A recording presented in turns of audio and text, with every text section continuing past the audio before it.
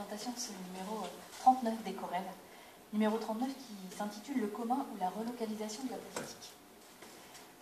Quelle était l'idée de ce numéro? L'idée de ce numéro, c'était de partir de la conception qu'a habituellement le militant, le lecteur habituel d'Ecorel de ce que sont les biens communs, à savoir un concept qui permet de dénoncer à la fois la privatisation et la marchandisation des ressources naturelles, mais aussi de certains biens et services publics. C'est une conception, on va dire, un petit peu de bon sens qu'a priori on peut avoir. Pour nous, le parti pris de ce numéro, et le parti pris que pourra exposer le coordinateur de ce numéro, Patrick Deuillade, c'était de dire que, bien sûr, ce n'est pas que ça, les biens communs. On a lancé ce numéro dans un contexte d'hommage à Elinor Ostrom, qui est décédée le 12 juin 2012. Et il s'agissait pour nous d'aller plus loin et d'être en mesure de démontrer que le commun, c'était une dimension plus radicale, plus politique, qui pouvait s'exprimer à travers différents moyens, pas seulement dans le cadre d'un modèle économique alternatif, mais aussi dans la démocratie de tous les jours, dans les manières d'échanger ensemble, dans les modes de consensus, dans les mouvements, par exemple le mouvement des indignés. Et pour discuter de ces différentes dimensions, nous avons invité trois intervenantes qui sont les suivantes. D'abord Alice Leroy, qui est chargée de cours d'écologie urbaine à Paris 13, c'est ça, et qui est également ancienne coordinatrice du programme Main Verte à Paris. Voilà. Et qui a fait un article dans le numéro 39 consacré à l'échange et à la discussion entre la conception d'Elinor Ostrom et celle de Gareth Hardin. Donc Alice Leroy pourra nous dire quelques mots, à la fois une présentation de son article, mais aussi qu'est-ce qu'on peut tirer de ces conceptions finalement différentes par rapport à la dimension politique des biens communs.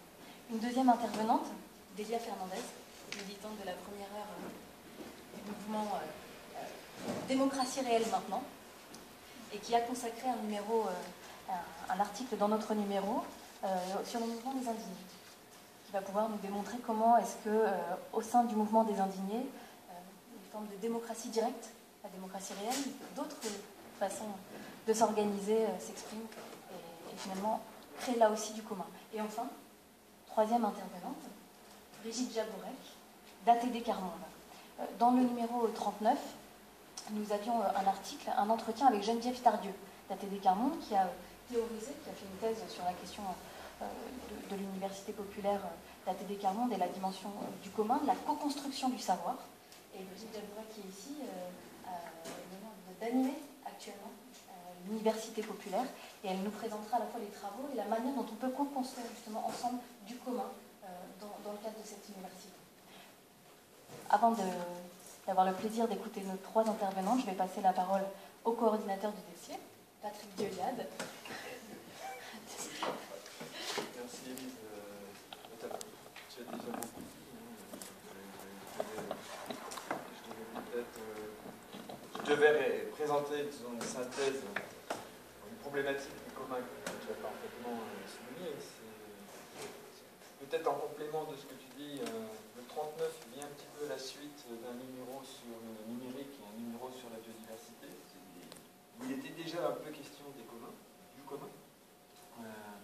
Notamment sur le numérique, c'était la question de l'usage d'éthique dans la construction des réseaux et des mondes en relation, c'est-à-dire en partie finalement une sorte de construction sur des bases, des valeurs partagées, sur des pratiques communes, sur en gros des êtres collectifs, comme on pourrait dire, ou des corps politiques aussi, qui pourraient se constituer. Donc c'est venu d'ailleurs ce numéro avec la question des révolutions arabes, c'est-à-dire le numérique peut-il faire la révolution, et avec où sème-t-il la révolution, dis-moi.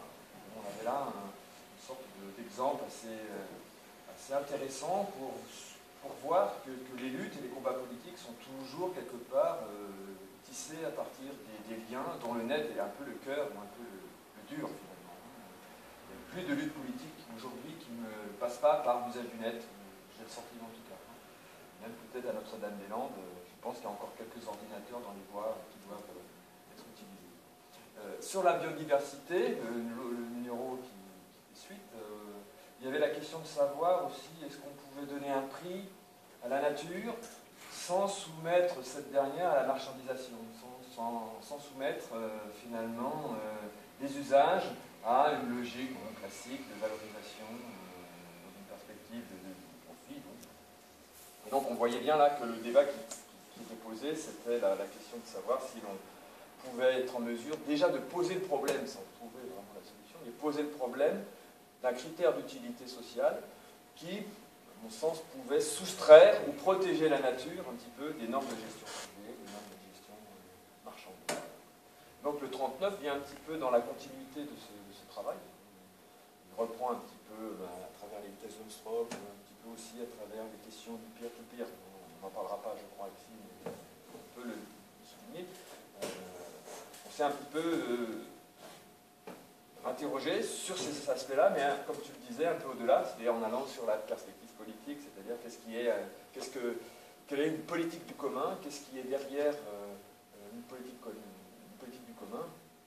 Et là j'aurais simplement, peut-être sur l'ensemble du numéro, j'aurais peut-être tendance à dire que le commun, c'est un espace public non étatique et non marchand. C'est un petit peu la leçon qu'on pourrait dire, c'est un peu la thèse qu'on pourrait souligner, le fait que cette idée du commun, c'est pas un lieu anticapitaliste, c'est pas un lieu anti-marché, c'est un lieu qui prend place, quelque part, dans un espace de relations, dans un ensemble, je dirais, pourquoi pas mixte, de pratiques ou de représentations. Pourquoi? Parce que si on regarde le marché c'est quoi? C'est un lieu d'échange anonyme, quelque part. Il y a un offreur, il y a un vendeur, il y a des rapports qui sont complètement, je dirais, objectivés dans les choses, comme dit Marx. Donc on ne voit pas beaucoup sur le marché, on ne voit plutôt que des intérêts privés, gérés par la marchandise et la monnaie. Grosso modo, on peut dire comme ça. Le marché fonctionne à l'aveugle, c'est toujours des rapports anonymes, les transactions sont toujours des rapports monétaires ou marchands, il n'y a personne qui est désigné. Et quand ils sont désignés, c'est au contraire, c'est presque de l'illégalité, c'est le gré à gré, c'est souvent de l'informel, de l'illégal, on regarde ça dans les transactions aujourd'hui spéculatives, c'est tout l'inverse. Le marché a besoin d'anonymat, et la norme du marché, c'est l'anonymat. C'est ça qu'il faut bien comprendre. L'État, lui, c'est complètement différent, c'est une structure administrative et politique qui ne fonctionne pas sur l'intérêt privé par l'intermédiaire des choses, il fonctionne sur le principe de l'intérêt général. Donc, sur la question de l'intérêt général, il y a certainement cette idée que les individus sont placés dans un rapport d'égalité. Donc, c'est des rapports abstraits. On n'est pas dans des différences. Ce sont des individus dont la somme est considérée comme un et indivisible. C'est le peuple, si vous voulez. C'est un rapport au peuple, un rapport à la masse. Et on traite ces individualités, mais qui n'en sont pas, ces unités abstraites, en rapport à la loi, à la norme, et on les traite différemment. Et le commun, justement, c'est autre chose. C'est autre chose. C'est un espace public qui ne fonctionne pas sur l'intérêt privé, qui ne fonctionne pas sur l'intérêt général, il fonctionne sur le principe de la différence. C'est-à-dire qu'on est sur l'idée d'un lieu de rencontre des singularités. C'est-à-dire qu'il n'y a de commun qu'à partir du moment où les individus ou les ressources des individus sont des moyens pour les autres. Un moyen direct, des moyens pour l'action, un moyen pour l'échange, pour la reconnaissance, etc.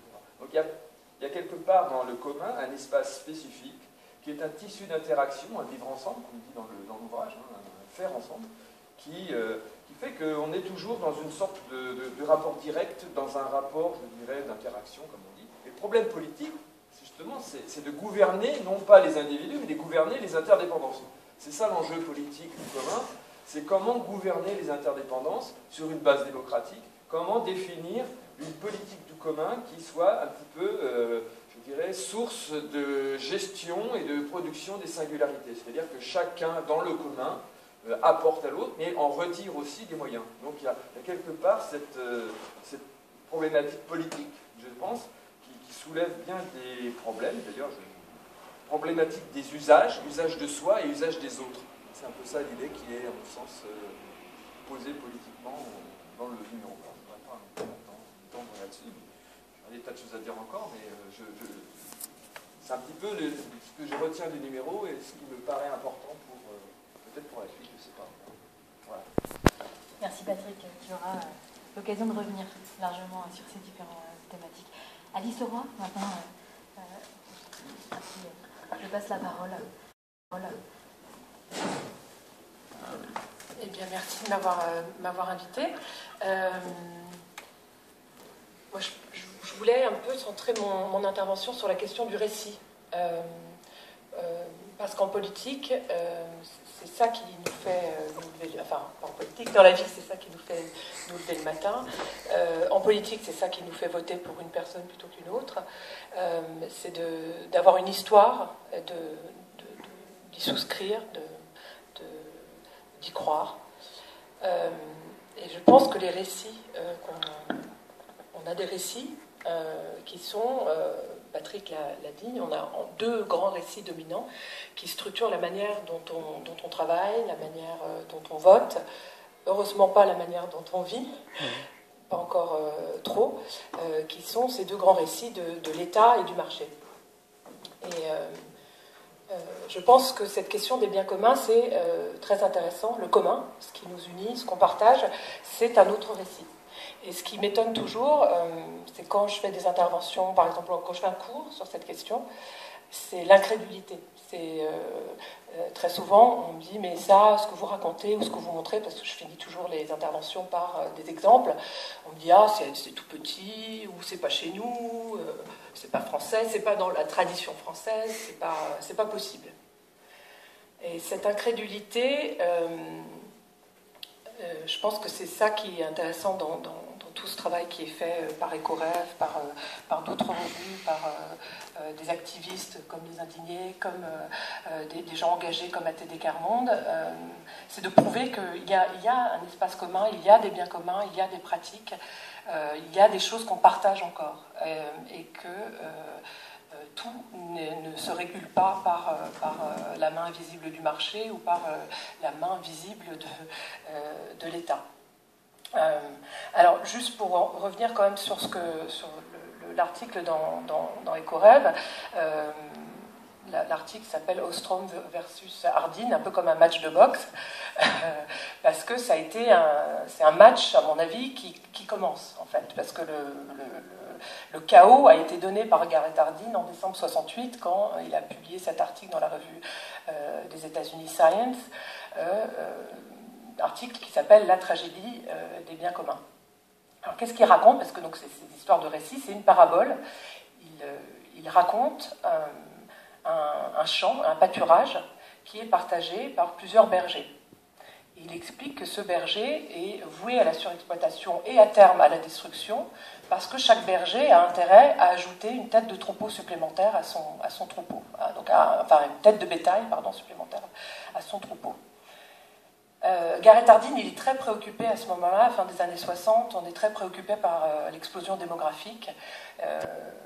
Quelqu'un qui s'appelle Paul Ehrlich va publier un livre qui va avoir beaucoup de succès, qui va s'appeler la bombe P. Et P comme population, parce c'est la grande inquiétude. Avant l'adoption par la Chine de la politique de l'enfant unique, les démographes prédisent une catastrophe, donc l'explosion d'une bombe démographique. Et ce qu'il dit, c'est, en partant de cette possible explosion de la bombe démographique, ce qu'il dit, c'est qu'on est face à un grand dilemme d'action collective, qui est qu'on n'arrivera jamais à se coordonner si on laisse ce pâturage ouvert à tous, si on laisse les bergers augmenter la taille de leur troupeau indéfiniment.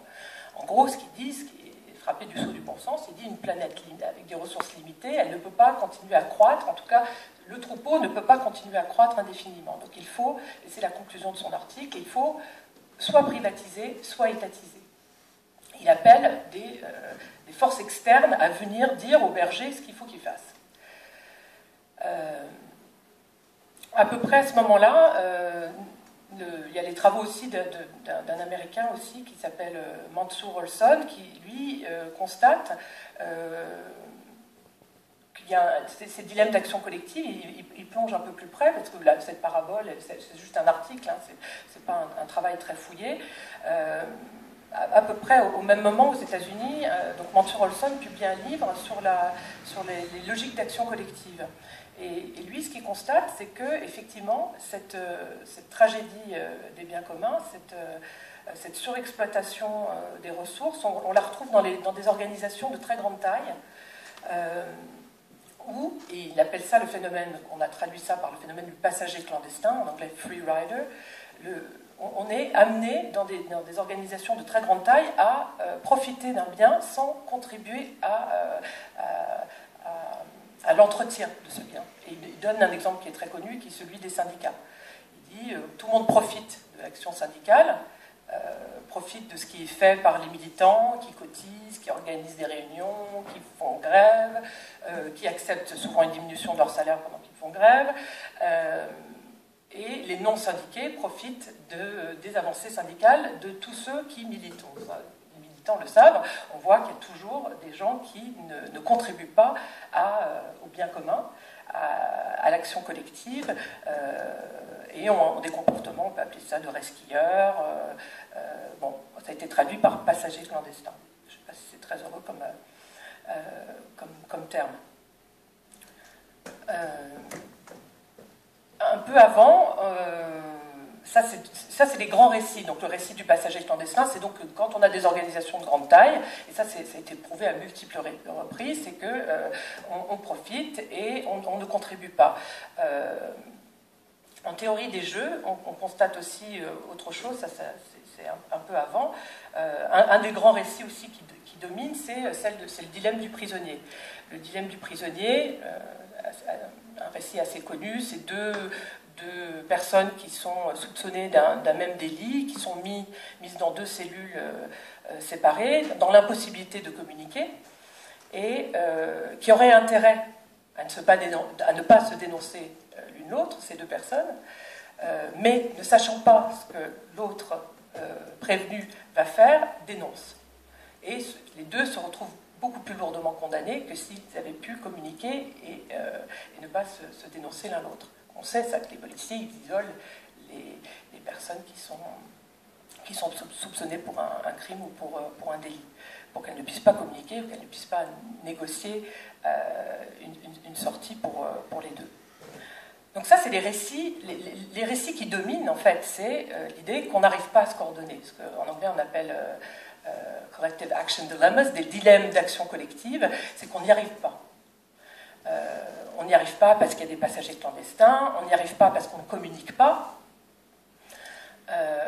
on n'y arrive pas parce qu'on veut croître sur une planète qui est limitée. Et on sait depuis la conquête spatiale, depuis qu'on a envoyé l'homme sur la Lune, que le coût énergétique de la recherche ailleurs de ressources, il est écrasant, ce coût-là. Donc on est condamné à vivre sur une planète avec maintenant 7 milliards d'humains, 9 milliards en 2050.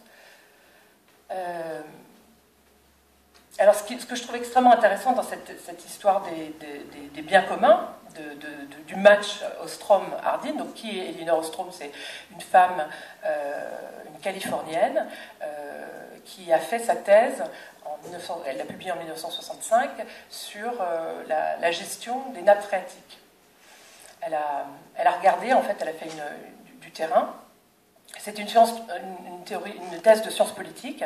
Elle a eu le prix Nobel d'économie, enfin prix Nobel qui n'existe pas puisque c'est pas Nobel qui l'a créé, mais on appelle le prix Nobel d'économie en 2009. Première fois que l'Académie, le prix de la Banque de Suède était accordé à une femme, entre parenthèses, en 40 ans de prix. Il n'avait pas trouvé une seule femme à qui l'accorder, donc là ça a été Elinor Ostrom. Donc elle fait sa thèse sur les nappes phréatiques dans le sud de la Californie et elle constate que ces nappes phréatiques qui sont en situation de surexploitation, eh ben, il y a des communautés d'usagers qui arrivent pas trop mal à s'en sortir, qui arrivent à gérer cette ressource d'eau douce avec un risque de salinisation de la nappe, parce qu'on est très près de l'océan Pacifique. Une surexploitation qu'on constate maintenant, par exemple, dans des villes comme Las Vegas. Bon, ça c'est le Nevada, c'est pas la Californie, mais effectivement une tragédie possible. La tragédie des biens communs dont nous parle Garrett Hardin, elle existe bel et bien. Mais ce qu'elle constate en faisant sa thèse, en faisant ce travail de terrain avec d'autres, c'est que donc c'est avant la publication de l'article de Garrett Hardin, ce qu'elle constate, c'est qu'il y a des communautés d'usagers qui trouvent des façons de gérer cette ressource de manière plus que correcte. Ils arrivent à gérer cette ressource de manière pérenne. et ce qu'on n'appelle pas encore des biens communs, elle commence à mettre en lumière la possibilité pour des communautés d'usagers de mettre au point des mécanismes institutionnels pour gérer des ressources qui sont en situation possible de pénurie ou de surexploitation.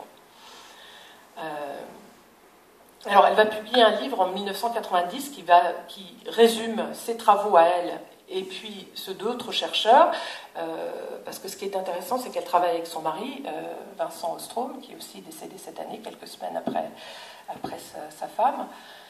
Elle va monter un atelier pluridisciplinaire. Déjà dans son jury de thèse, c'est assez intéressant, il y avait un prof de droit, un anthropologue, un économiste, un politiste. Donc elle va créer un atelier pluridisciplinaire à l'université d'Indiana, à Bloomington. On commence à parler d'une école de Bloomington. Et cet atelier de recherche va aller voir comment des communautés d'usagers s'en sortent en allant voir des forêts, en allant voir des zones de pêche, en allant voir des pâturages, pas mal de zones de montagne. Et elle constate que cette tragédie des biens communs n'est absolument pas une fatalité. Donc en 1990, elle sort ce livre et là, elle se lance, elle modélise en fait. Elle explique quelles sont les conditions qu'il faut réunir pour éviter cette tragédie des biens communs.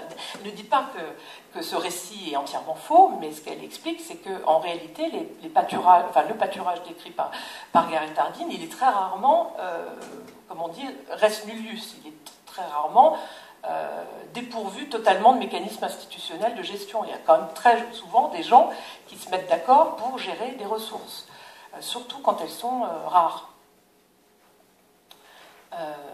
Donc ce livre qui est sorti en 1990 en langue anglaise, il est sorti en France 20 ans plus tard. Il a mis 20 ans à être traduit. Je pense que le prix de la Banque de Suède, donc le fameux faux prix Nobel, y est pour quelque chose, parce que c'était donc un an après avoir reçu le prix. Mais c'est dire à quel point, en France, on a un vrai problème avec ces travaux. On a un vrai problème avec peut-être même l'idée de la coopération, de la gestion en bien commun. Alors, ce problème, peut-être qu'on va y revenir, j'ai peut-être parlé un peu trop longtemps déjà, mais juste pour finir, je vais quand même introduire ce que moi je pense de ce problème, c'est qu'effectivement, en France, le récit, ce qui structure les politiques publiques, ça a été très longtemps quand même une vision très hiérarchisée de la gestion des ressources. L'idée quand même que l'État, plus qu'un régulateur, doit dicter la manière dont on doit accéder aux ressources. Cet État, il est très affaibli, et du coup, l'autre récit, le récit de la privatisation, a gagné du terrain, le récit libéral ou néolibéral, et les traditions coopératives, elles se sont effilochées, elles sont quand même très fortes encore en France. C'est assez curieux justement parce que très souvent on me dit « Ah, mais c'est pas français, ça n'existe pas ». Je suis quand même obligée de constater que le système mutualiste est un système qui est très fort en France, tout le réseau associatif, tout le réseau coopératif, il ne date pas d'hier. Même si effectivement il a été paternaliste, même si effectivement les coopératives agricoles par exemple ont sans doute été détournées d'un fonctionnement coopératif, et sur le plan environnemental sont plutôt parfois des catastrophes, mais on a cette tradition-là, mais on a un récit qui n'arrive pas à percer en France.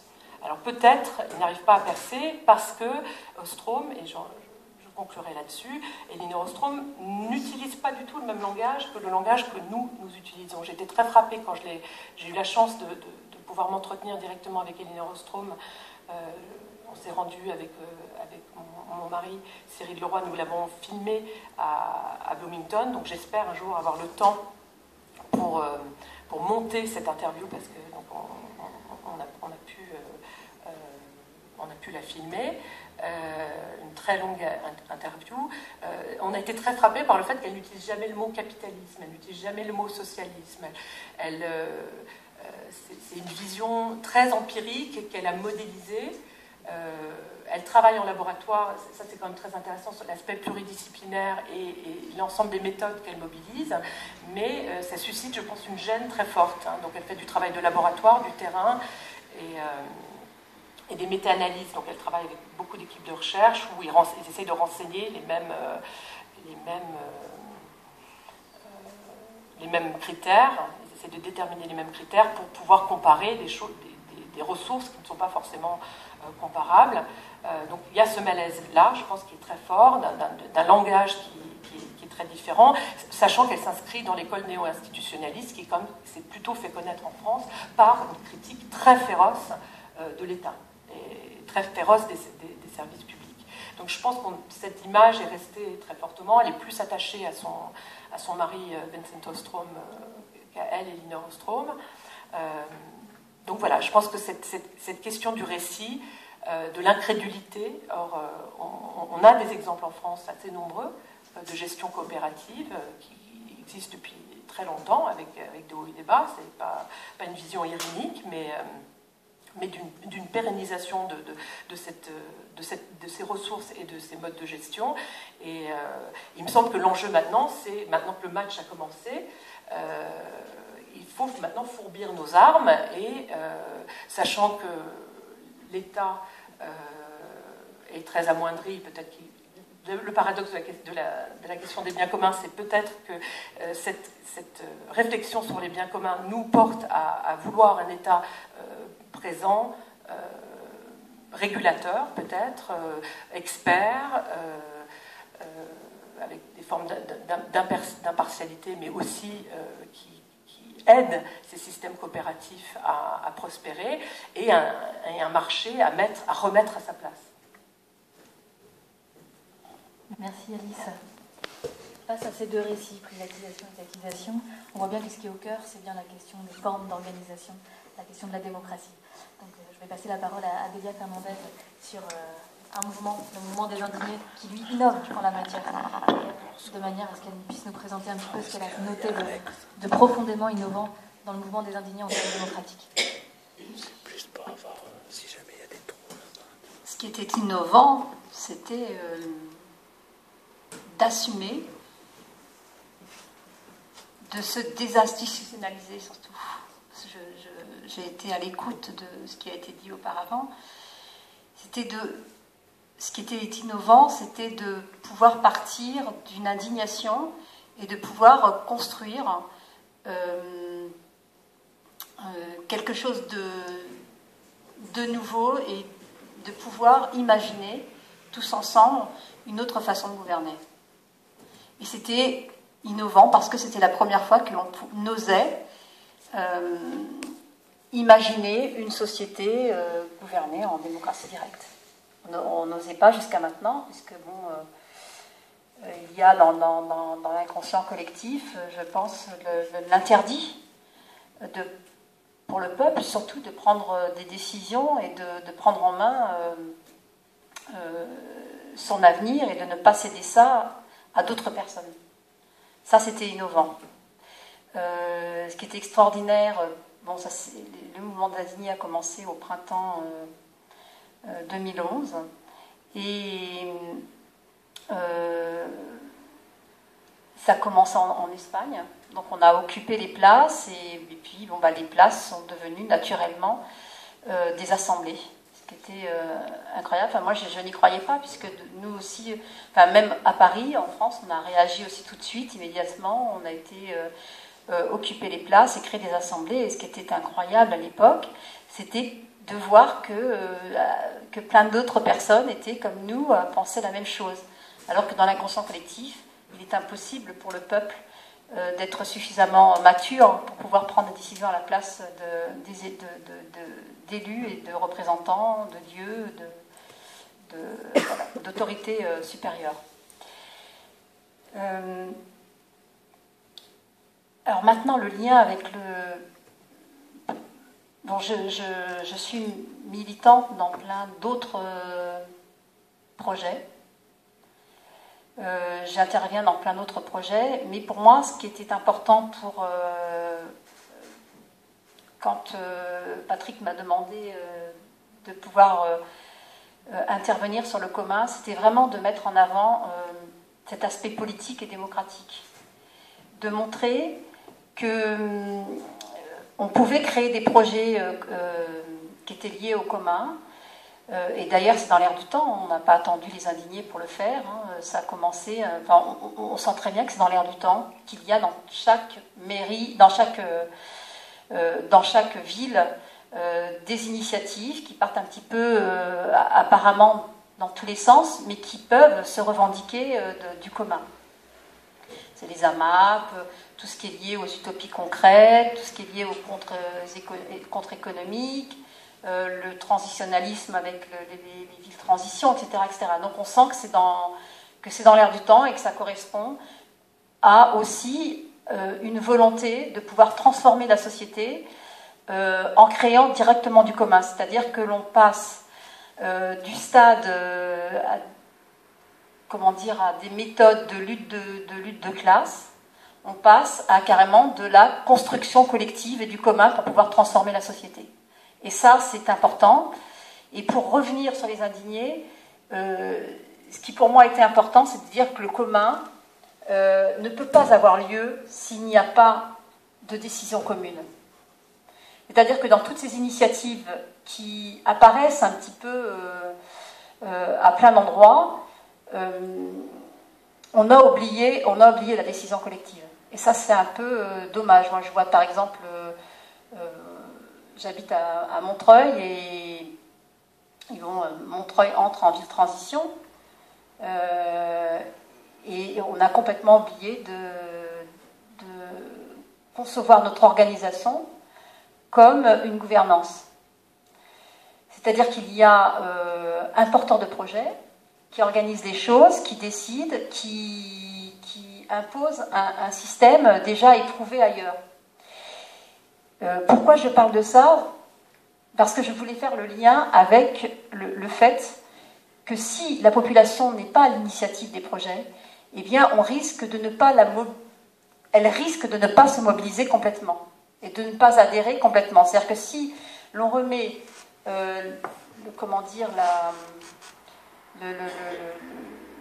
si l'on remet uniquement à un porteur de projet la responsabilité d'un projet qui repose sur le commun, ça risque à un moment donné de ne pas fonctionner. Dans l'article, je parle par exemple des doléances et je dis combien c'est important aujourd'hui de partir de l'intérêt individuel pour aller jusqu'à l'intérêt commun. C'est-à-dire qu'on passe d'un principe de l'intérêt général à l'intérêt commun.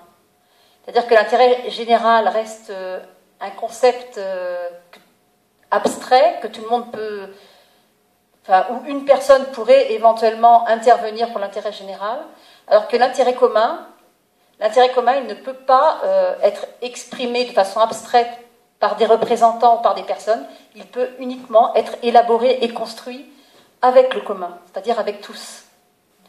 Et avec le mouvement des indignés, c'était de ça que ça partait, c'est-à-dire que c'était l'intérêt commun, c'est-à-dire qu'on exprime une indignation, qu'on appelait une doléance, un mal-être, pour pouvoir élaborer et construire un projet qui va non seulement mettre en place une forme d'organisation commune de la société, mais aussi mettre en place progressivement un état de changement vers une autre société, et une société notamment démocratique, réellement démocratique, comme l'avait appelé le mouvement des indignés. Et donc, pour moi, c'était important de bien centrer le commun sur la décision commune, parce qu'on a tendance à l'oublier, et surtout en France. Donc le mouvement des indignés a eu, malheureusement, n'a pas eu autant de succès que qu'en Espagne et que dans d'autres pays. Le mouvement auquel je participais, parce que je participe un peu moins en ce moment, qui s'appelle à Paris Démocratie réelle maintenant, mais qui peut s'appeler dans d'autres villes Occupy ou d'autres noms, n'a pas eu comment dire, l'élan et le développement qu'a pu connaître le mouvement espagnol, par exemple. Alors, j'aurais voulu, au moment où je répondais à l'interview, comment dire, il y a à peu près 9 mois, j'aurais voulu que ce mouvement prenne plus d'ampleur. Malheureusement, voilà. Aujourd'hui, il est vraiment extrêmement réduit sur Paris. Pourquoi ? Parce que, moi, c'est une explication que je pourrais donner. C'est déjà l'institutionnalisation du contre-pouvoir qui est, comment dire, qui est expérimenté en France plus qu'ailleurs. C'est-à-dire qu'à un moment donné, la France a mis en place des dispositifs de contrôle des initiatives populaires. Alors ça commence à peu près, pour moi je l'analyse comme ça, hein, depuis le début des années 80, avec le contrôle par exemple des marches immigrées, des jeunes, de la marche des beurs. C'était les beurs, après c'était ça l'institutionnalisation, c'est de nous avoir appelé les beurs. C'était une marche initiée par des jeunes de la seconde génération immigrée en France et qui a été progressivement transformée en SOS Racisme. Pour y avoir participé, d'un seul coup, la première marche ça allait, on était plus ou moins libre, la deuxième, la troisième, on est arrivé, on avait les petites mains, on nous a dit vous vous appelez SOS Racisme. Donc voilà, comment on a pu, à un moment donné, contrôler un mouvement des générations, des secondes générations immigrées, comment on a pu les contrôler, comment on a pu installer SOS Racisme au niveau de toutes les villes. Donc moi je pense que c'est à partir de là qu'on a commencé à institutionnaliser le contre-pouvoir en France. Puis progressivement, au fur et à mesure que des initiatives populaires se mettaient en place, le contrôle de l'État était là et il arrivait, et ça c'est vraiment spécifique à la France. Donc on a continué après avec la démocratie participative, on a essayé d'initier des volontés populaires de vouloir s'y réunir dans la population pour pouvoir essayer de participer à la vie politique. L'idée c'est de toujours, moi je prends toujours une comparaison, c'est à un moment l'État a peur de pouvoir qu'on lui destitue son pouvoir de gouvernance et à un moment donné, pour pouvoir contrôler le mécontentement d'une population, va anticiper son mécontentement et va l'organiser. Ça c'est typique de la France, c'est ce que j'expliquais l'autre jour à des indignés espagnols qui eux réclament la démocratie participative en Espagne. Je leur ai dit attention, parce que c'est peut-être un détour qu'il faudrait peut-être éviter pour l'Espagne si vous avez envie encore de pouvoir vous réunir librement et de façon complètement autonome. Et ça, c'est important. Donc l'institutionnalisation du contre-pouvoir a été une des raisons pour lesquelles on n'a pas pu un peu se développer, puisqu'à chaque fois on contrôlait l'autonomie de la personne au sein du mouvement des indignés aussi. Et ça s'est traduit de différentes façons, avec le mode associatif, les subventions, toutes ces choses-là qui pouvaient être proposées et qui ont pu, à un moment donné, créer, du conflit au sein du mouvement, avec puisqu'il faut rappeler que dans le mouvement des indignés à Paris, je ne vais pas parler de ce qui s'est passé en province, puisque je ne maîtriserai pas, a attiré énormément de personnes, a eu beaucoup de crédits et a attiré le milieu associatif, mais aussi le milieu militant, a attiré aussi des personnes autonomes, mais que dans ce milieu s'est opposé toutes ces façons de faire, la façon de faire des militants aussi, qui étaient extrêmement,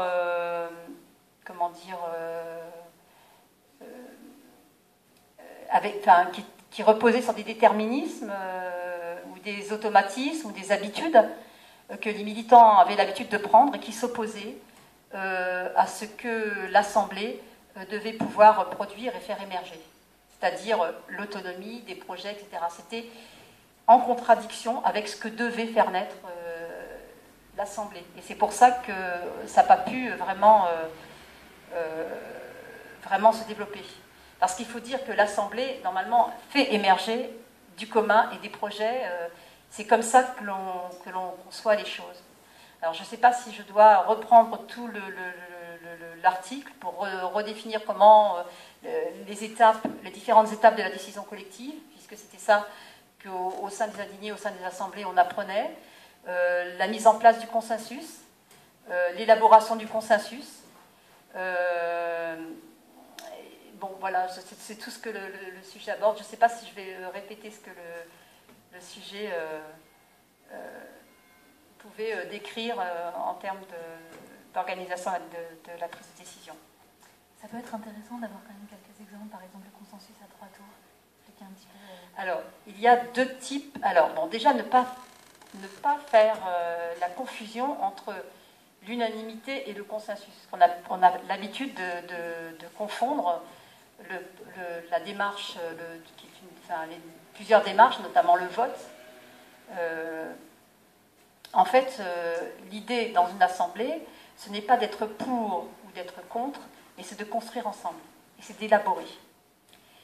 Donc on ne part pas non plus de rien, c'est-à-dire que la décision collective, elle se fait en 2 étapes, même en 3 étapes.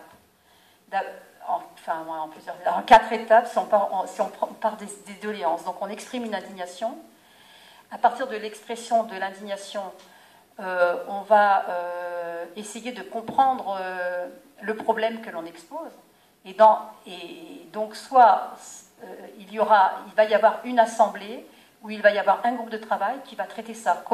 Pourquoi le problème, pourquoi il existe, comment le problème fonctionne et comment on peut repérer les différents dysfonctionnements qui font qu'il y a problème. Donc là, ça se fait en groupe de travail ou en assemblée thématique s'il y a suffisamment de monde. Et puis, la troisième... donc là, on parle de consensus par élaboration. C'est-à-dire que c'est dans ces assemblées-là qu'il va y avoir une élaboration, puisqu'on va essayer de comprendre le problème, on va essayer de trouver des solutions pour pouvoir le résoudre. Et une fois qu'on a trouvé des solutions pour les résoudre, on va transformer ça en un projet ou en plusieurs projets, ce qui est différent du vote. Alors, le vote, c'est oui, c'est non. Là, on va pouvoir imaginer différentes solutions qui vont peut-être des fois s'opposer, mais qui ne vont pas empêcher la réalisation de tous ces différents projets. C'est-à-dire que personne n'est laissé de côté. La deuxième phase, c'est l'Assemblée générale, c'est la plénière. C'est là où on va porter à la connaissance de tous les projets qui ont été plus ou moins élaborés dans ce consensus d'élaboration. Donc on va passer à un consensus par amendement. Et dans ce consensus par amendement, on va se différencier des amendements et des sous-amendements qui sont pris en général dans l'Assemblée, puisque l'on va apporter un peu d'élaboration dans ces amendements. Et donc c'est pour ça qu'on a parlé des 3 tours, c'est-à-dire que l'on va améliorer le projet, puisque l'idée c'est de mettre en place l'intelligence collective, et plus quand on met en place l'intelligence collective, plus un groupe va être restreint, plus l'intelligence collective, moins l'intelligence collective va pouvoir s'exprimer, et plus le groupe va être important, plus l'intelligence collective va pouvoir être vraiment mise en place et mise en œuvre. Et là, donc, on est en plénière, on est encore plus nombreux, donc il va émerger des idées nouvelles qui n'étaient pas nées en groupe restreint. Et donc, on va permettre cette perfection du projet pour qu'elle puisse être acceptée par la totalité des personnes. Donc il y a aussi une autre phase si l'Assemblée générale ne rassemble pas suffisamment de personnes, normalement, on devrait pouvoir passer à un vote. Et là, on n'est plus dans le consensus, c'est-à-dire qu'à un moment donné, on soumet au reste de la population qui n'a pas pu se rendre à l'Assemblée la possibilité de pouvoir rejeter ou comment dire, accepter le projet pour sa mise en œuvre. Et donc voilà, ça c'est l'ultime phase de décision et d'élaboration. Merci beaucoup. Alors, parmi tous les lieux où on crée du commun, où on vit le commun, il y a aussi l'université populaire d'ATD Carmonde. Donc, je vais passer la parole à Brigitte Jabourel qui anime l'université populaire d'ATD Carmonde.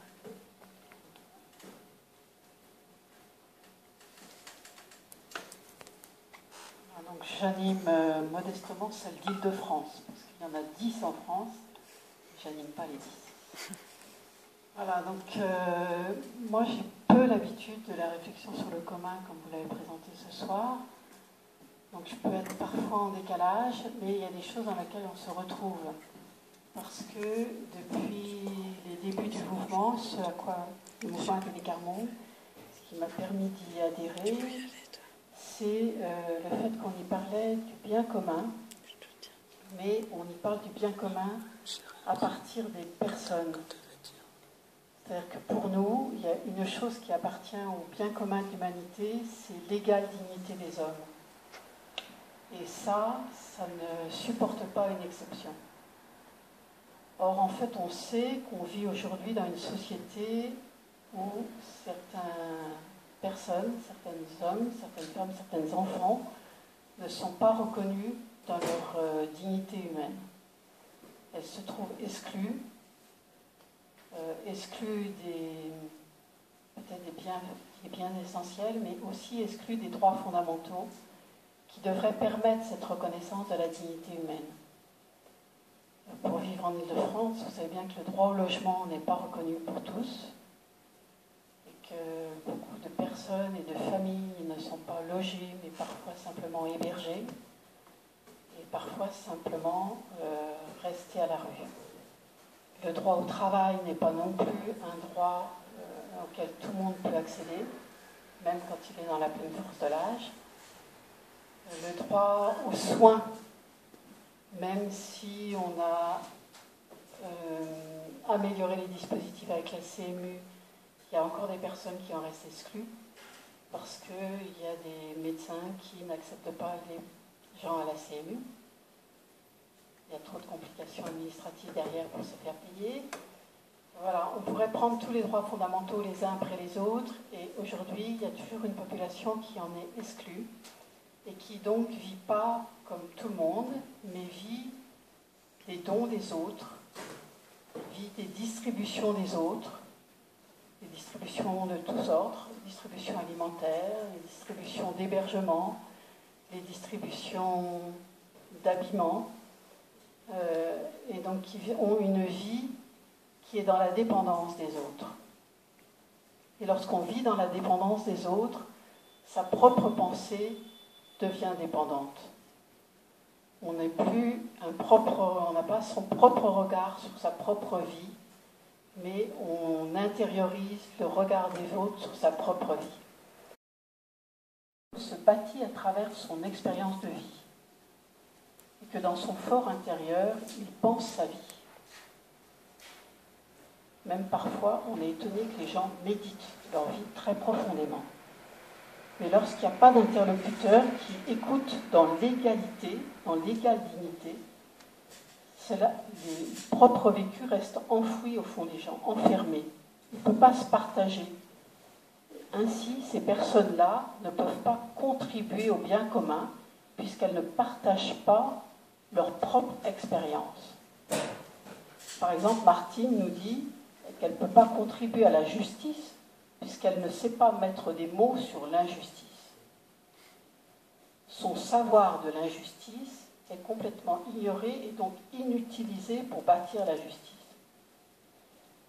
Et dans l'Université populaire Carmonde, donc une des actions du mouvement ATD Carmonde, ce n'est pas la seule, mais c'est de celle-là que je voulais vous parler, c'est ça que l'on veut développer, permettre aux très pauvres de pouvoir contribuer à une pensée commune, à partir d'une intelligence commune, comme on disait tout à l'heure, à partir de leur propre expérience de vie. Donc l'Université populaire Carmonde, c'est avant tout un lieu de rassemblement où se rassemblent des personnes qui ont une expérience de la grande pauvreté ou de la grande exclusion, d'une grande précarité, mettez les mots que vous voulez, mais qui se trouvent exclus de notre monde à cause de leur situation de vie. Ce n'est pas un groupe de parole, donc ils ne se rassemblent pas qu'entre eux. Il y a aussi d'autres citoyens qui se rassemblent avec eux, qui n'ont pas l'expérience de la pauvreté, mais qui ont une conviction, c'est que la misère n'est pas fatale et que les hommes peuvent y contribuer. C'est l'œuvre des hommes et les hommes peuvent y remédier. Et donc l'Université populaire, c'est ce lieu de rassemblement de citoyens différents, certains ayant vécu la pauvreté, d'autres pas, qui ensemble créent un espace où se construit un savoir que l'on dit émancipatoire. Donc selon le concept de Geneviève Tardieu, donc vous retrouverez la thèse dans la revue 39. C'est-à-dire un savoir qui émancipe les hommes de leur situation de grande précarité, mais qui émancipe aussi la société de cette réalité de la misère. Alors je ne sais pas, les universités populaires Carmonde prennent des formes différentes selon les personnes qui les animent, selon les régions dans lesquelles elles sont, mais on a des fondements et des repères communs, et c'est plutôt à partir de ces fondements et de ces repères que je voudrais vous parler. D'abord, l'Université populaire Carmonde, elle a 40 ans d'histoire, puisqu'elle a été créée dans les années 70 par le fondateur du mouvement Atelier Carmonde, Joseph Brzezinski, qui a commencé pendant une année à vouloir créer au cœur du quartier latin, après mai 68, des lieux de conférences sur la pauvreté. Et donc, des universitaires, des chercheurs venaient exposer ce qu'ils découvraient de la pauvreté, pour former des membres du mouvement qui, eux, vivaient dans les cités d'urgence. Évidemment, des gens très pauvres qui vivaient aussi dans les cités d'urgence sont venus à ces conférences. Et on dit, mais les chercheurs, ils parlent bien, mais ils ne disent pas la vérité. Ils ne savent pas ce que c'est que la pauvreté. Nous, on sait ce que c'est, puisqu'on le vit tous les jours. Et donc, l'année suivante, Joseph Brzezinski a dit, on va changer les rôles. Vous, personnes en situation de pauvreté, vous allez être les premiers à parler, et les autres vont écouter. Donc l'Université populaire Carmonde, elle est née de ce retournement des rôles et des priorités. Les plus pauvres deviennent ceux qui savent et qui vont apprendre aux autres une réalité qui reste autrement dans l'exclusion. Et donc ça, c'est notre fondement toujours depuis 40 ans, c'est que l'expérience des gens en situation de pauvreté, elle est première. Elle peut être questionnée, mais elle ne peut pas être balayée. Elle est forcément au cœur de la réflexion. On a aussi, dans les universités populaires Carmonde, une direction commune, c'est-à-dire que l'on réfléchit parce qu'on veut penser ensemble un monde sans misère. Ça ne nous empêche pas d'aborder tous les sujets possibles et inimaginables qui sont aussi dans ce que vous parlez, ce que vous dialoguez, ce que vous pensez. On parle de l'école, on parle du droit de vote, on parle de la politique, on parle de l'amitié, de la fraternité, de l'écologie, de la vieillesse, du travail, de l'inégalité homme-femme, de comment on parle à nos enfants de la sexualité, etc. Tous les sujets possibles, mais dans le but de créer ensemble un monde sans misère. C'est-à-dire que la référence reste toujours ça. En quoi ce que l'on dit n'exclut personne. En quoi ce que l'on dit bâtit un commun dans lequel chaque homme est présent. On a aussi un esprit commun. C'est-à-dire que chacun parle à partir de son expérience de vie. Alors, c'est facile pour personne. Pour les gens qui sont dans des situations de grande pauvreté, vous l'avez entendu tout à l'heure par le biais de Martine, ils n'ont pas forcément les mots pour dire ce qu'ils vivent. Et d'autres ne l'ont jamais donné les mots justes. Donc pour eux, la recherche de trouver les mots pour dire son expérience de vie est un travail. Un travail qu'ils font d'ailleurs en petits groupes. Je reviendrai peut-être dessus après si vous voulez. Pour ceux qui ont eu la chance d'être instruits, d'avoir beaucoup d'informations, d'avoir accès à plein de lieux de réflexion, partir de son expérience de vie est aussi quelque chose d'inhabituel.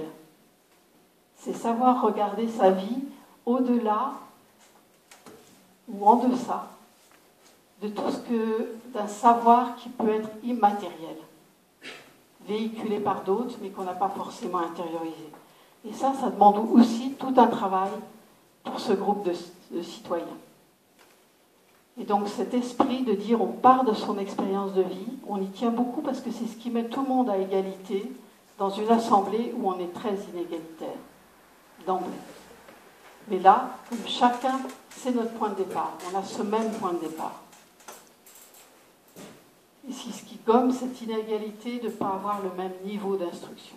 Parce qu'à l'université populaire, il n'y a pas de prérequis à ce niveau-là. Tout le monde peut venir, même si on ne sait pas lire, pas écrire. On a aussi une attitude commune qui est celle du respect de l'autre. On vient avec des expériences différentes, que l'on va transmettre avec des mots différents, mais chacun a un devoir d'authenticité. Et on peut ne pas être d'accord. On est dans des points de vue différents. On va les partager, les échanger, mais dans le respect de l'autre. Et c'est en fait cette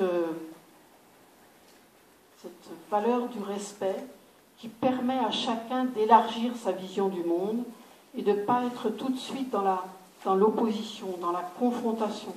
Je pense qu'il y a des points communs avec l'élaboration du consensus dont tout à l'heure on parlait. Voilà, donc ça c'est nos points de référence. On aura peut-être d'autres, mais c'est les grands points, les 4 grands points qui permettent de bâtir l'Université populaire Carmonde. Je vous disais au départ que c'est un lieu où on bâtit un savoir, où on construit un savoir émancipatoire. Donc je m'explique un peu de ce mot. Ce qu'on appelle un savoir, c'est un savoir qui va changer les rapports d'abord de soi à soi. Les rapports de soi aux autres, les rapports de soi au monde et les rapports de soi au savoir, qui bousculent le savoir que l'on a soi, mais aussi que la société a sur la pauvreté. Vous verrez, quand je vais dire la fin de Martine, que c'est un savoir qui construit une liberté d'agir pour le bien commun. Alors je disais un savoir qui change le rapport de soi à soi. Je vais vous citer à chaque fois des éléments de l'évaluation qu'on fait chaque année à la fin de notre année universitaire. Il y a un participant qui nous disait « Maintenant, je sais qui je suis. L'université populaire m'a fait ma personnalité. Ça m'a fait moi. » Donc il n'est plus dans la dépendance, il peut être lui-même. Un savoir qui change le rapport aux autres. Un autre participant qui dit « Je n'avais pas le courage de rencontrer d'autres personnes, tellement j'avais peur du regard des autres. Je ne parlais à personne. Aujourd'hui, je suis libre et je peux m'exprimer. » Un autre qui disait, et cela, alors on l'a entendu, mais maintes et maintes fois, « Je me croyais tout seul dans ma situation, et en venant à l'université populaire, j'ai vu qu'il y avait plus pauvre que moi, plus malheureux que moi. » Et souvent après, il y a un processus de libération. Se découvrir un commun comme ça de situation pour les gens qui vivent exclus, c'est fondamental. C'est fondamental pour arriver à se bâtir soi-même et se bâtir avec les autres. C'est ce savoir-là qui permet de sortir de l'isolement et de l'exclusion. Il y a quelqu'un d'autre qui avait dit « Avant, nous trouvions que les gens qui avaient de l'argent étaient infréquentables. Ce qui nous a surpris, c'est que les gens qui n'ont pas connu la misère arrivent à nous comprendre. »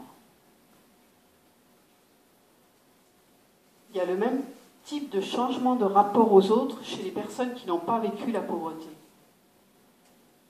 Il y a quelqu'un qui était ingénieur, qui dit « J'étais habitué dans ma profession à trouver des solutions aux difficultés qui se présentaient.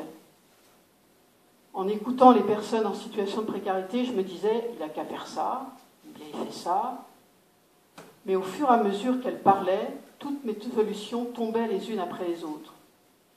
Je voyais qu'elles n'étaient pas adaptées à leur situation. Ces personnes avaient un savoir que je n'avais pas. » découvrir que les pauvres ont un savoir, c'est un changement dans le rapport aux autres, à l'autre. Mais aussi, il y a production d'un savoir qui change son rapport au monde. Quelqu'un disait, on n'a pas l'habitude de regarder autour de nous. Il faut vraiment qu'on réfléchisse, il faut qu'on nous pose la question. À un moment donné, on ne voit même plus qu'il y a du monde autour de nous. Donc à l'université populaire, on découvre qu'il y a du monde autour de nous.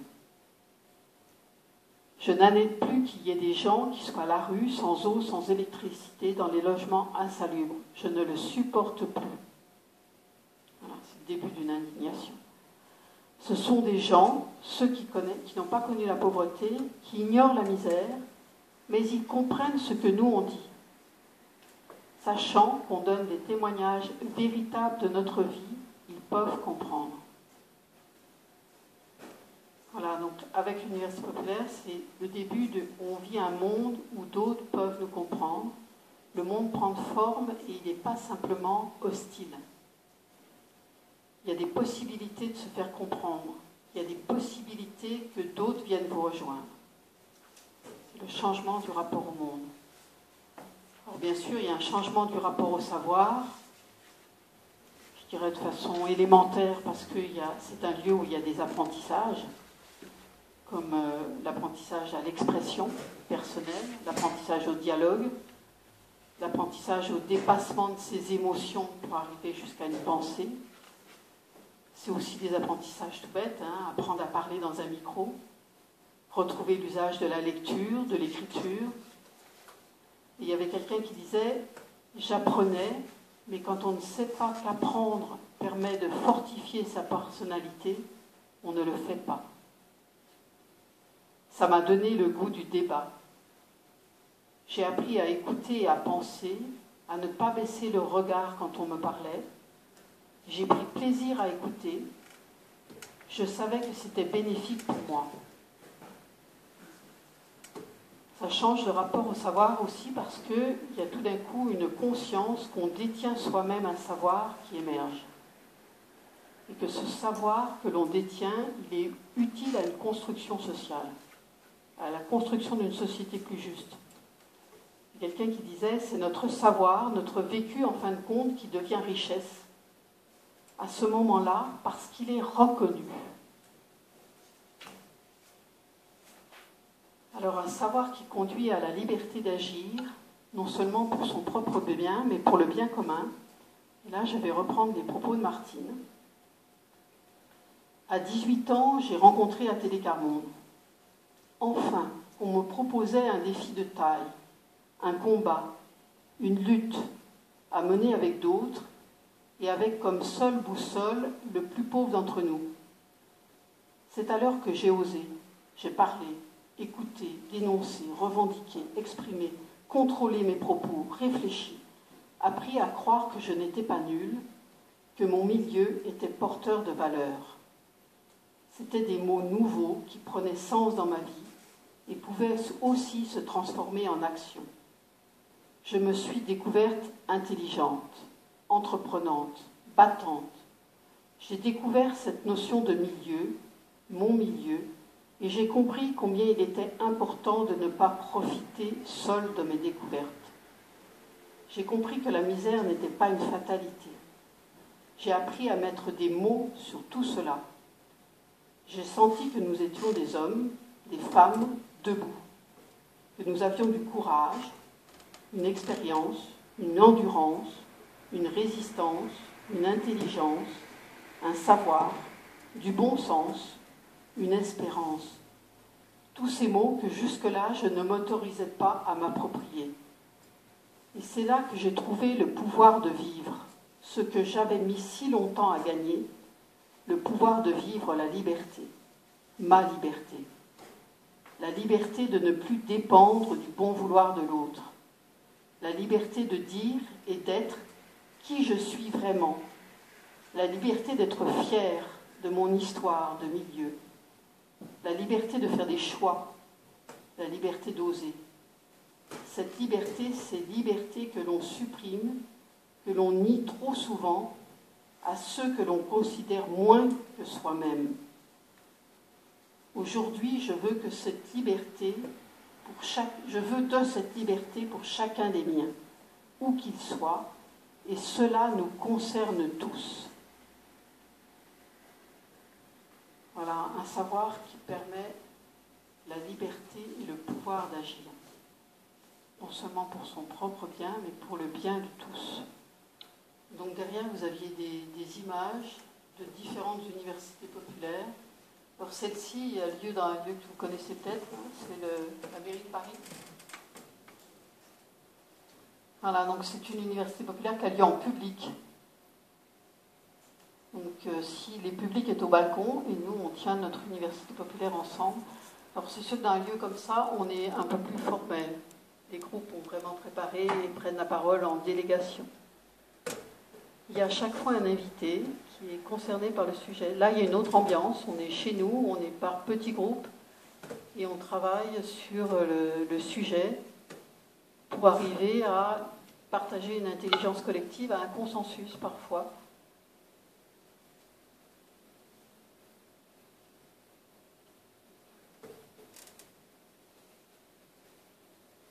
Vous voyez des gens avec des visages différents, certains très marqués par des vies d'errance très difficiles et d'autres qui ont des vies beaucoup plus faciles.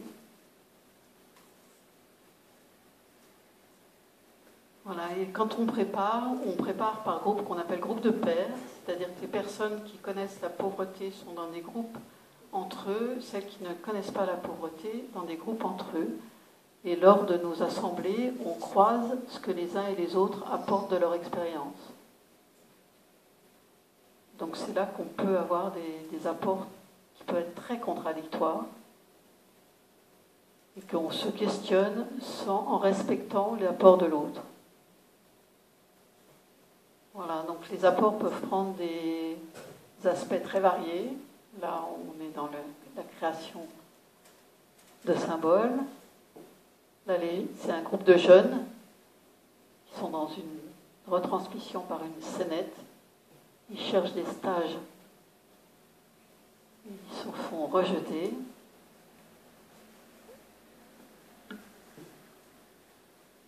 Voilà, le sujet était la confiance en soi.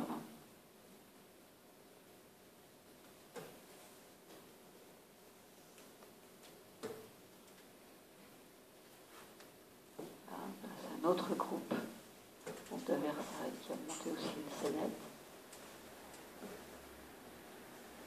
Donc la forme peut être très très variée à l'infini, c'est pas la forme qui est là, qui crée l'université populaire. Voilà, ça c'est un peu l'agenda de l'année 2012, le début de l'année. Voilà, donc c'est pas un lieu où on élabore des politiques, on ne va pas jusqu'à la décision, mais c'est un lieu où on réfléchit ensemble en vue d'une élaboration de la politique. Pour nous, le réfléchir ensemble fait partie du bien commun, à condition qu'aucun homme n'en soit exclu. Merci Brigitte. Donc, on a retrouvé quand même un point commun à ces différentes interventions, qu'il s'agisse du commun comme alternative aux deux récits État-marché, qu'il s'agisse du commun comme processus d'élaboration démocratique alternatif, qu'il s'agit là du commun comme mise en commun des mots, mise en commun d'expériences vécues individuelles. À chaque fois, on est dans une même logique de renversement de la hiérarchie des normes. C'est quelque chose. Pour conclure, la parole à Patrick. Je ne sais pas s'il faut conclure. Moi, c'est... Non, oui, si tu veux. Qu'est-ce que je peux dire Une remarque, c'est que la deuxième partie, c'était la relocalisation du politique. C'est ça qui était intéressant d'articuler. Ce n'était pas le commun abstrait, on irait dans une sorte de communisme, où on aurait cette vision très théorique ou abstraite des représentations du commun. Non, on est dans un schéma où la relocalisation du politique nous ramène aussi à comprendre les lieux où ça se passe, comment ça se fabrique et quelles sont un petit peu les modalités, je dirais, de construction, de co-construction, de pratiques, d'échanges, etc. Et je pense que c'est un vrai sujet parce que n'est pas à inventer, mais il est à cultiver et à consolider. C'est un peu ça l'idée du commun. On a l'impression qu'on le découvre dans le mot, mais la vie commune, la vie partagée, etc. existe depuis belle lurette. Il y a des récits qui existent depuis bien longtemps. Là, le problème qui est posé, je pense, c'est vraiment le problème du lieu. Et quand on parle du lieu d'expression du commun, on parle des ressources et on parle aussi de gouvernance. Et que le problème de savoir quel type de gouvernance, quel type d'organisation politique donne place au commun et comment on y prend place, c'est une vraie question politique. Et on peut imaginer que ça risque d'être un peu un vrai problème à venir, je pense, surtout dans les configurations actuelles où on voit l'État qui, bien évidemment, sature l'espace public de normes, le marché des technologies également sature les espaces d'échange et des espaces libres, la liberté de normes, et bien la question de la liberté est posée. Quoi. Elle est posée, et je pense que si je veux terminer sur une note, c'est que la gauche ne devrait pas poser la question de l'égalité, elle devrait poser la question de la liberté d'abord. Et que c'est sur cette base-là qu'on reprendrait, à mon avis, un jeu beaucoup plus ouvert, démocratique, avec un projet de société. Je pense que le commun peut y participer en cette terme. Merci beaucoup, Patrick. Est-ce qu'il y a des interventions parmi vous? Est-ce que vous souhaitez peut-être revenir sur ce que nous ont proposé nos intervenants? Alice, je t'en prie. Quelque chose de rapide, mais sur l'histoire du récit, c'est que bon, moi je suis militante écologiste et le récit qui a beaucoup dominé l'activisme écolo, c'était le développement durable. Et dans le développement durable, il y a cette idée justement à quel endroit il faut lutter. Et moi j'ai l'impression qu'effectivement aussi stratégiquement cette histoire du commun, du local, est stratégiquement intéressant parce que quand même ce qui se pose, et c'est la question de la liberté, il y a des appels répétés pour la gouvernance mondiale. Et en dehors du fait que cette gouvernance mondiale est totalement inopérante, on n'a pas d'exemple de gouvernance mondiale. Il y a un seul exemple, c'est la couche d'ozone. Il y a le protocole de Montréal qui a été un domaine où on a réussi à sortir du dilemme d'action collective des États-nations. Ils ont réussi à se mettre au courant parce qu'ils ont trouvé puis plusieurs produits de substitution au gaz qui détruisaient la couche d'ozone. Mais sinon, on n'a pas d'exemple. C'est-à-dire qu'on a systématiquement, à chaque fois qu'on a des conférences internationales, on n'y arrive pas, c'est l'horreur. Et ce que je trouve intéressant dans les indignés, chez ATD Quart Monde, chez les gens qui sont dans les AMAP, dans Terre de Liens, c'est des centaines maintenant de mouvements à l'échelle mondiale, c'est un peu partout dans le monde, c'est qu'eux, ils ont fait leur deuil de cette gouvernance mondiale. Ils n'attendent plus que ceux qui sont au-dessus fassent quelque chose pour eux, ils se mettent en mouvement. Alors moi j'ai l'impression que un des enjeux maintenant du local, c'est d'assumer cette force politique. Quand tu parles de désinstitutionnaliser, c'est vrai, enfin en tout cas c'est peut-être de se débarrasser de ces institutions qui ne nous font pas du bien, mais quand même d'en forger d'autres façons de faire en tout cas. Alors est-ce que ça doit prendre le terme institut? Enfin, c'est des modes d'organisation quoi. Et parce que tu parles de désinstitutionnaliser et en même temps tu nous racontes un truc qui est une usine à gaz mais que je trouve belle. Hein, c'est une belle le consensus en 3 temps. Enfin, mais ça suppose de beaucoup se former et de prendre conscience en fait qu'on porte un pouvoir. Ce que tu viens, c'est Brigitte ton prénom, c'est les uns et les autres, pauvres. Femmes, enfants, j'ai envie de dire aussi, les hommes aussi, enfin c'est la moitié de l'humanité, mais tous ceux qui ont du pouvoir et qui n'en ont pas. Alors moi je pense qu'il y a un peu quelque chose d'un peu irénique, le développement durable aussi, cette idée qu'il suffit de tous se prendre par la main, qu'on va y arriver. Je pense que quand même aussi cette question des biens communs pose la question des conflits, ils disent que assume le fait quand même qu'on a une quantité de ressources limitées et qu'il faut se les partager. Et ce que je trouve extrêmement intéressant de la pensée des biens communs, parce qu'il y a une relocalisation de certaines pensées. Ceux qui se préparent à la catastrophe écologique, les preppers, comme on les appelle, ils s'y préparent localement et pas du tout dans une envie de démocratie, ils se préparent en s'armant, en stockant des ressources. Il y a aussi cette écologie du sanctuaire qu'on voit émerger, et j'ai l'impression quand même que stratégiquement, on aurait intérêt à s'allier en fait, entre ceux qui effectivement postulent l'égale dignité des êtres humains, l'égalité des consciences, enfin, comment dire Rancière, c'est l'égalité des... zut, j'ai oublié.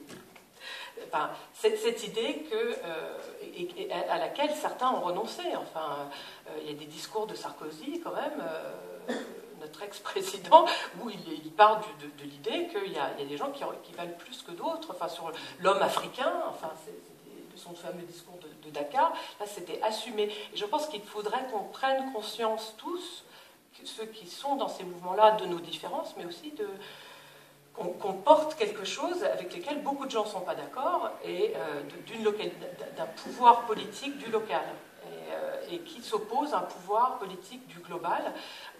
On voit, alors il y a des gens qui ne sont pas inquiets de ça, moi ça m'inquiète beaucoup de voir la géo-ingénierie, c'est les gens qui postulent que l'être humain ne peut pas changer, que le dilemme d'action collective, la situation c'est complètement cuit, donc du coup la NASA investit dans des milliers de petits miroirs pour détourner le rayonnement solaire, on investit dans la captation du carbone, hein, c'est l'idée qu'il faut continuer à consommer, et qu'on mettra ça sous le tapis. Ça c'est des solutions dans lesquelles il y a beaucoup de fonds publics qui sont investis, et du coup il me semble que dans ces combats entre les récits, une des choses c'est prendre conscience qu'on a un récit qui est très fort, en fait, que la coopération ça marche, c'est efficace. C'est compliqué, le consensus à 3 temps, c'est long, et peut-être que tout le discours de l'urgence écologique ne nous aide pas beaucoup à prendre ce temps-là. Du coup, on entend pas mal chez les écolos des discours autoritaires, mais voilà, je pense qu'il y a une alliance, et ce que dit Patrick sur la liberté, c'est peut-être ce combat sur la liberté qui nous fera défendre aussi l'égalité. Comment ? Oui, il y a ce bouquin, j'ai apporté parce que je pense qu'un des enjeux aussi, c'est qu'il n'y a pas beaucoup de livres grand public sur ces questions-là. Il y a un livre qui est quand même c'est pas beaucoup de photos, mais qui est un très bon bouquin qui s'appelle Libre Savoir. Il y a un réseau francophone sur les biens communs qui est en train de se constituer. Donc c'est l'association VECAM, parce qu'il y a une chose moi j'ai oublié de dire, en tout cas, c'est que les biens communs, la pensée d'Ostrom est partie des biens communs matériels, la question de l'eau, l'accès ensuite aux forêts, aux zones alpines, et puis les 20 dernières années de sa vie, elle a travaillé beaucoup sur les biens communs immatériels, donc sur justement l'accès au savoir, sur la question du logiciel libre, des licences Creative Commons, en constatant que les biens communs immatériels aussi, on constatait des phénomènes de surexploitation, mais aussi des communautés d'usagers qui s'en sortaient plutôt pas mal pour défendre cet accès au savoir. Alors, je ne sais pas si elle a eu l'occasion d'étudier un mouvement comme ATD Quart-Monde. Je ne crois pas qu'elle ait fait de terrain en France, mais elle regardait comment l'accès au savoir, c'était les gens eux-mêmes. Ils avaient une expertise sur là où ils vivaient, sur ce qu'ils vivaient. Et ça, c'est assez intéressant de voir cette alliance. Et dans le réseau francophone autour des biens communs, il y a des gens qui sont des activistes sur les logiciels libres, et puis il y a des gens qui partagent des jardins, qui sont dans des AMAP, qui sont le réseau Semences Paysannes, qui se partagent des graines. Parce qu'on n'a peut-être pas donné beaucoup d'exemples concrets. Il n'y avait pas les indignés, je crois, mais ce serait quand même nécessaire que les indignés soient sollicités. Donc c'est émergent. Mais, et je pense que ce qui serait intéressant, là, c'est un livre qui est sorti en Amérique du Nord sur les biens communs et qui s'appelle « Tout ce que nous partageons ». Parce qu'on n'a pas beaucoup parlé de la définition des biens communs. Il y a plein de définitions différentes et ça ouvre une sorte de boîte de Pandore. Mais ce que je trouve intéressant avec un livre comme ça, c'est qu'il se débarrasse des définitions faites par les économistes orthodoxes, des biens rivaux non exclusifs, et en gros disent que ce qui fait le bien commun, c'est ce qu'on partage. C'est les usagers qui portent. Il n'y a pas de ressources sans personne pour faire fructifier, pour les identifier, pour les gérer, pour les partager, pour les négocier. Et du coup, moi, ce qui m'intéresserait beaucoup, ce serait de faire connaître ce réseau, que les uns et les autres, on puisse y participer. Il y a des ressources sur Internet, il y a des rencontres en vrai. Enfin, il y a eu une rencontre fin septembre, mais je crois que c'est appelé à se répéter ces rencontres. Et j'espère que dans ce récit, on va se muscler un peu ensemble. Léa, est-ce que tu souhaitais dire un mot? Non, ça y est, je préfère. Alors, on laisse la parole.